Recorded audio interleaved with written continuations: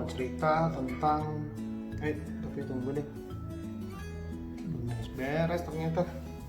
Bentar ya.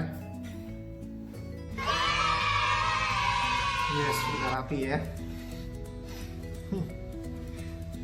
Yes, hari ini gue akan share mengenai bagaimana cara mendapatkan ide. Ide bisa datang dari mana saja, tapi kadang juga kita bisa kehabisan ide. Kenapa sih harus ide? Ternyata ide itu juga memicu semangat dalam diri kita untuk bisa melihat banyak peluang yang ada di luar sana.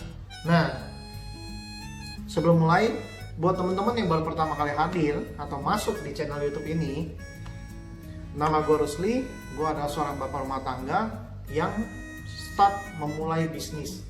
Dan tujuan gue bikin video ini, YouTube ini adalah untuk berbagi ilmu yang sudah gue dapatkan dengan teman-teman di luar sana, mungkin yang membutuhkan ilmu yang sama ataupun memiliki kondisi yang sama ataupun mau mencari inspirasi.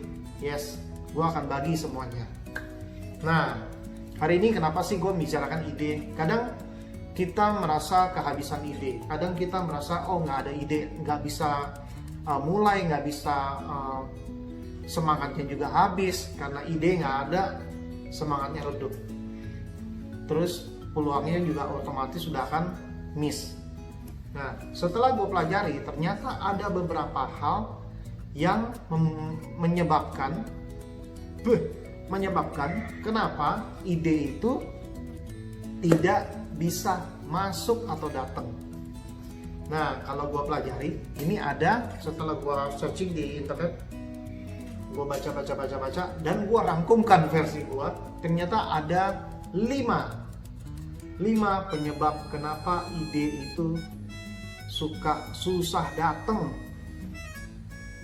Nah, yang paling pertama adalah karena hidup kita terlalu monoton. Kenapa sih monoton? Sebenarnya monoton maksudnya kadang kita hidup autopilot nih. Autopilot jam 8 bangun, jam 7, jam 6 bangun, mandi, beres-beres, jam 7 udah siap sarapan, jam 7.15 udah berangkat naik mobil ke kantor, kerja jam 8, jam 12 makan. Ya, mungkin karena cycle-nya muter terus seperti itu, hidup kita monoton. Libur ya udah di rumah aja, nggak usah ngapain deh, udah capek apa. Nah, kondisi seperti itu, begitu sampai monoton, akhirnya kita pun tidak membiasakan diri untuk memberikan pikiran ini hal-hal yang baru, apalagi ya benar-benar hanya menjalankan hidup monoton sekali. Nah, dari buku The Magic of Thinking Big oleh David Schwartz, beliau mengatakan orang-orang yang menggunakan weekendnya untuk melakukan hal-hal yang baik, contoh rekreasi ataupun merencanakan weekendnya, itu kerjanya akan lebih baik ketimbang orang-orang yang tidak merencanakan weekendnya dengan baik sama sekali. Contohnya, yang si A, dia weekendnya jalan-jalan, dia atur sedemikian rupa dengan keluarganya seru. Si B ya udah di rumah aja karena udah capek. Nah, ternyata si A ini dia punya kualitas kerja lebih baik. Nah, itu monoton. Nah, yang kedua adalah mumet. Begitu banyak mumet, banyak pikiran, otomatis ide itu pasti akan susah datang. Semakin kita cari itu ide, semakin ide itu tidak ada. Kadang memang suka aneh, ya kan, semakin kita aduh ini kehabisan ide, ini mau nyari ide, katanya idenya makin nggak ada. Nah, makanya ini pun nanti gue akan kasih tips gimana cara untuk bisa mendapatkan ide-ide ini ya. Nah, makin mumet, makin kita cari, makin nggak dapet. Nah, itu pun salah satu penyebabnya. Terus yang berikutnya, tidak percaya diri. Yang ketiga, tidak percaya diri. Kenapa tidak percaya diri? Bisa karena waktu teman kita ataupun bos menanyakan, kalian ada ide apa nggak? Kita yang anak buahnya, aduh, ntar gue dimarahin nggak ya? Ide gue punya cara bagus nggak ya? Nyampe nggak ya sama si bos ya? Nah, karena kita tidak percaya diri, kita tidak berani mengungkapkan apa yang ada di pikiran kita. Begitu kejadian itu berulang-ulang, otomatis ide ini akan padam. Otak ini tidak akan berani memproduksi ide. Karena kita tidak percaya diri dengan apa yang kita punya, ide kita selalu merasa oh ya ini tidak akan bisa menyenangkan sesuai dengan ekspektasi bos atau sesuai dengan ekspektasi teman-teman atau whatever lah. Nah, tidak percaya diri itu pun bahaya. Nah, yang berikutnya adalah kurang istirahat. Begitu kurang istirahat, kurang tidur, boro-boro mau konsentrasi. Tidak ada konsentrasi, ya boro-boro mau dapat ide, sudah pasti nggak ada. Jadi tidur juga harus diperhatikan. Nah, terus berikutnya adalah lingkungannya nggak mendukung. Kenapa lingkungannya tidak mendukung? Itu ngaruh ke kita tidak bisa dapat ide nih. Ya, benar.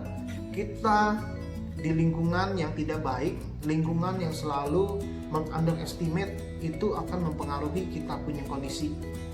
Percaya tidak percaya, itu terjadi dan dulu saya mengalaminya. Jadi nggak memberanikan diri untuk mengeluarkan ide kita, dan ya itu akhirnya begitu lingkungan tidak mendukung, kita nggak percaya diri, otomatis ide ini akan hilang, ide ini akan sia-sia. Nah, seberapa sih pentingnya kalau kita tidak ada ide? Ternyata menurut David Schwartz, ide itu menyebabkan semangat. David Schwartz mengatakan ide itu dapat menyebabkan semangat. Jadi kalau kita tidak bersemangat, kita harus cari cara untuk mendapatkan ide. Karena ide ini ternyata bisa membakar semangat dari kita. Nah, semangat ini pun sangat penting untuk kita bisa melangsungkan hidup kita, melangsungkan usaha, bisnis, ataupun apapun yang kita kerjakan. Nah, kadang kan kita butuh semangat dari luar kan. Butuh semangat dari luar, kata Anthony Robbins, itu hanya bertahan 1 bulan. Kita ikut seminar, ikut motivasi segala macam, itu hanya dari luar, itu hanya bertahan 1 bulan. Jadi gimana sih biar bertahan selamanya? Nah, kita gali ide dari diri kita sendiri. Karena ya itu David Schwartz ini mengatakan di buku Magic of Thinking Big, kita harus bikin ide, karena ide ini yang akan menyalakan semangat di dalam diri kita. Nah, dari yang gua tahu, gua pelajari, nah ada 4 tips untuk bisa mendapatkan ide. Dan ini sudah gua lakukan 4-4-nya. Akhirnya ide-ide itu datang, harus dicatat. Banyak nih ide. Jadi ide-ide itu datang ya dicatat, harus dicatat. Karena ide Anda jangan disia-siakan, terbuang sia-sia, karena pikiran ini punya batas. Begitu ide itu datang, Anda masih ingat, Anda catat, tulis. Kita tidak pernah tahu ide ini kapan kita akan gunakan. Tapi ide ini sangat berguna untuk kita membakar semangat di dalam diri kita. Semangat 45. Nah, 4 caranya mendapatkan ide. Yang pertama, open mind. Kenapa sih harus open mind? Pikiran kita adalah sumber dari segala sumber daya. Kadang ada orang yang bilang, oh ya, sumber daya manusianya ini kurang bagus nih. Sebenarnya bukan manusianya tapi pikirannya. Open mind. Begitu kita open mind, kita akan menyerap semua informasi yang ada di depan kita. Kalau kita fixed mind atau pikirannya yang tetap, ini tidak akan ada ide-ide baru. Kita akan buntu. Karena apa? Tidak open mind, kita tidak akan mulai melakukan hal lain, tidak akan melakukan hal-hal baru. Dan sudah pasti menyangkut ke tips yang kedua adalah belajar terus. Nah, inilah ada hubungan dengan open mind. Begitu kita open mind, kita akan melakukan hal yang kedua nih. Hal kedua ini adalah belajar. Saya 2 minggu terakhir ini saya terus belajar, mencari, ya nonton YouTube, baca buku yang positif, belajar dari orang-orang gimana sih cara untuk mendapatkan ide, gimana sih cara untuk bisa melakukan YouTube ini biar lebih baik lagi, gimana cara belajar bisa menyampaikan hal lebih baik. Ini saya pelajari terus dan memang harus belajar terus. Begitu kita belajar, kita open mind, 2 hal ini, itu ide tidak akan berhenti. Begitu ide tidak berhenti, semangat datang, yang pasti peluang ada di depan mata, kita juga gak akan bisa lihat. Nah, jadi buat teman-teman yang merasa oh ya nggak ada ide nih, mulailah open mind. Mulailah terima hal-hal baru, belajar hal-hal baru. Belajar terus, karena dari trainer-trainer, motivator-motivator internasional juga mereka semua selalu belajar. Jadi untuk kita orang-orang yang masih butuh belajar, ya kita harus belajar. Belajar apa sih? Apa yang Anda suka? Apa yang lu suka? Lu pelajarin, lu kuasain, lu dalemin. Begitu kita mendalamkan, kita mencari tahu lebih dalam apa yang kita suka, antusiasmenya udah pasti lebih tinggi. Begitu antusiasme tinggi, otomatis semangat itu ada, ide itu pasti datang. Nah, berikutnya adalah kalau menurut David Schwartz, kita gunakan pensil sama kertas. Kenapa gua mencatat? Itu adalah salah satunya yang diajarkan David Schwartz. Karena kadang kita kehabisan ide, kita bingung mau ngapain. Ya udah kita ambil pensil, kertas. Mau tulis apa? Kan nggak tahu mau tulis apa. Nah, mulailah menulis. Apapun itu, karena dengan menulis, otak kita akan mulai fokus setiap goresan itu akan mulai fokus dan akan membantu mengalirkan ide-ide ke dalam apa yang kita mau tulis. Karena begitu kita fokus, pikiran kita semua fokusnya ke sana, ngalir, dan ide-ide itu akan terus mengalir. Ini pun yang terjadi dengan gua, dan ini yang sudah gua alamin. Makanya kenapa gua tulis, begitu gua tulis satu, keluar yang lain, keluar yang lain, keluar yang lain. Nah, itu yang ketiga tipsnya. Yang keempat, ini yang paling seru. 4. Di kamar mandi. Di kamar mandi. Paling sering kadang kita mendapatkan ide saat kita mandi. Bener nggak? Saat mandi kadang kita kenapa sih, alasannya apa? Kenapa saat mandi itu kita bisa mendapatkan banyak ide? Nah, sebelum gua ceritain dulu, ternyata Archimedes, teman-teman tahu ya Archimedes itu siapa? Jadi Archimedes ini adalah seorang ahli matematika dari Yunani, dan beliau juga adalah penemu. Nah, ini gue searching di internet. Jadi beliau juga mendapatkan ide yang Eureka itu ternyata beliau dapatkan waktu beliau sedang berendam di kamar mandi. Nah, waktu berendam di kamar mandi, jadi si Archimedes ini memperhatikan air yang meluap waktu dia masuk ke bak mandi. Air yang meluap. Nah, begitu air yang meluap, nggak tahu dia dapat ide, dan akhirnya dia bilang, saya menemukannya, Eureka. Nah, ternyata gue juga menanyakan ke Coach Robbie namanya. Jadi si Coach Robbie ini juga beliau mengatakan memang waktu kita masuk ke kamar mandi itu adalah kondisi kita paling jenius, otak kita paling jenius. Jadi waktu masuk kamar mandi jangan pegang gadget. Makanya si Coach Robbie juga mau bikin campaign no gadget di bathroom, di restroom tuh no gadget. Karena begitu kita masuk ke kamar mandi, memang benar kadang kita ke distract main handphone. Ide itu tidak ngalir. Tapi coba Bapak Ibu lakukan, masuk kamar mandi kalau lagi mau buang air yang besar, lagi mau nongkrong, bawa buku. Kadang gue juga bawa buku, karena memang masih main gadget jujur. Tapi begitu bawa buku, kita baca buku, banyak ide. Akhirnya ya udah siapin buku di kamar mandi. Begitu ada ide, catat. Nah, jadi ternyata kenapa juga waktu kita mandi itu ide itu banyak. Nah, ternyata dari riset mengatakan begitu kita mandi, air itu membuat kita rileks sedemikian rupa. Air itu waktu mengguyur kepala kita, badan kita, apalagi showernya yang airnya kencang lagi, aduh seger bener. Nah, ternyata waktu kondisi seperti itu, badan kita rileks, hormon dopamin keluar.